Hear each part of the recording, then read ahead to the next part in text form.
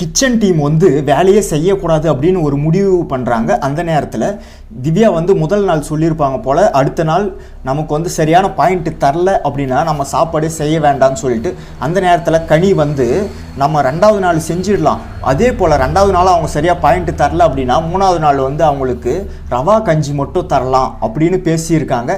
அது வந்து இவங்க மறுபடியும் டிஸ்கஷன் பண்ணும்போது நம்ம வந்து அடுத்த நாள் வேலையே செய்ய வேண்டாம் அப்படின்னு முடிவு பண்ணி வச்சுருந்தாங்க. ஆனால் கனி மட்டும் போயிட்டு அங்கே வேலை செய்யும்போது 4 பேர் பேசும்போது அங்கே சரின்னு சொல்லிட்டு இப்போ இவங்க மட்டும் தனியாக வந்து ஸ்கோர் பண்ணுறாங்க. இது எப்படின்னு திவ்யா போயிட்டு சாண்ட்ரா கிட்ட கேட்கவும், சாண்ட்ரா வந்து நம்ம வந்து உப்பையும் சர்க்கரையும் எடுத்து ஒழிச்சு வச்சிடலாமா அப்படின்னு பேசிட்டு இருக்காங்க. அதுக்கு நம்ம மட்டும் பண்ண வேண்டாம், இன்னும் 2 பேர் இருக்காங்க இல்லைங்களா, அவங்களையும் கூப்பிட்டு நம்ம வந்து டிஸ்கஷன் பண்ணுவோம் அப்படின்னு சொல்கிறாங்க. இப்போ ஒரு கேப்டனாக இவங்க என்ன பண்ணியிருக்கணும், நமக்கு பாயிண்ட்டு வராதெல்லாம் 2வது பட்சம், நமக்கு கொடுத்த வேலையை நம்ம கரெக்டாக செய்வோம் அப்படின்னு சொல்லியிருந்தா அவங்க தான் கேப்டன். எப்போ இவங்கள சாண்ட்ராவை கேப்டனாக போட்டாங்களோ அப்போவே அந்த டீம் வந்து உருப்பிடாமல் போச்சு அப்படின்னு தான் நான் சொல்லுவேன். ஒரு வழியாக கனியை சமாதானப்படுத்தி எல்லாருமே போயிட்டு லிவிங் ஏரியாவில் பூண்டு உரிச்சிட்டு இருந்தாங்க. சரி, டாஸ்க்கு பூண்டு உரிக்கிறாங்க, எல்லாமே சரி. அந்த நேரத்தில் பிக் பாஸ் கிட்டேருந்து ஒரு அனௌன்ஸ்மெண்ட் வருது, இந்த வீட்டுக்கு கெஸ்ட்டு வர போகிறாங்க, நீங்கள் எல்லாமே உங்களுடைய ரோலை தான் ப்ளே பண்ண போகிறீங்க அப்படின்னு சொல்லிட்டு. அந்த நேரத்தில் மாப் மாயா டீம் வந்து எல்லாத்தையுமே க்ளீன் பண்ணலாம் இவங்க போட்ட பூண்டெல்லாம் அப்படின்னு சொல்லும்போது போயிட்டு க்ளீன் பண்ணிட்டுருக்காங்க. அந்த நேரத்தில் சாண்ட்ரா அங்கங்கே உரிச்சு போட்டுகிட்டே இருந்தாங்க.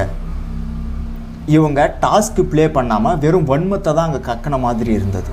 வந்து அவங்களுடைய பட ப்ரொமோஷனுக்காக உள்ளே வந்திருந்தாங்க. இவங்க வந்துட்டு போனதுக்கப்புறமா இன்னும் கிச்சன் டீம் வந்து டிஸ்கஷன் பண்ணுறாங்க.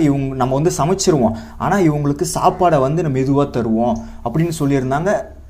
ஆப்போசிட் டீமுமே நம்ம வந்து சாப்பிடாமல் இருக்கலாம் அப்படின்னு முடிவு பண்ணிட்டு எல்லாருமே திடீர்னு சாப்பிட்லான்னு முடிவு பண்ணி தட்டு எடுத்துகிட்டு வந்துட்டாங்க. அந்த நேரத்தில் சாப்பாடை போட்டுட்டாங்க, ரசம் ஊற்றாமல் விட்டாங்க. அந்த நேரத்தில் இதெல்லாம் பார்த்துக்கிட்டு என்னால் சும்மா இருக்க முடியாது. அவங்க எவ்வளோ நேரம் சாப்பாடு தட்டை கையில் வச்சுட்டு இருப்பாங்க, ரசம் ஊற்றுறதுக்கு உங்களுக்கு எவ்வளோ நேரம் ஆகும், இனிமேல் நான் அந்த கிச்சன் டீம்லேயே வேலை செய்ய மாட்டேன் அப்படின்னு சொல்லிட்டு போயிட்டு இருப்பாங்க. அந்த நேரத்தில் திவ்யா கேட்ட கேள்வி வந்து, இவங்க வந்து எல்லாத்துக்குமே சரின்னு சொல்லிட்டு இங்கே ப்ளே பண்ணும்போது வந்து நல்லவங்க மாதிரியே காட்டிக்குவாங்க அப்படின்னு சொல்லியிருப்பாங்க. ஆனால் நல்லா போயிட்டு அந்த எபிசோடை பார்த்தீங்க அப்படின்னா தெரியும், நீங்கள் என்ன வேணால் பண்ணுங்கள், ஆனால் உங்களுடைய கேம் வந்து எக்ஸ்ட்ரீமாக போச்சுன்னா அதுக்கு வந்து நான் சப்போர்ட் பண்ண மாட்டேன்னு அவங்க சொல்லியிருப்பாங்க. அதுதான் பண்ணுறாங்க. இங்கே ஒரு ரசம் ஊற்றாமல் ரொம்ப நேரமாக அவங்கள காக்க வச்சுட்டு இருந்தாங்க.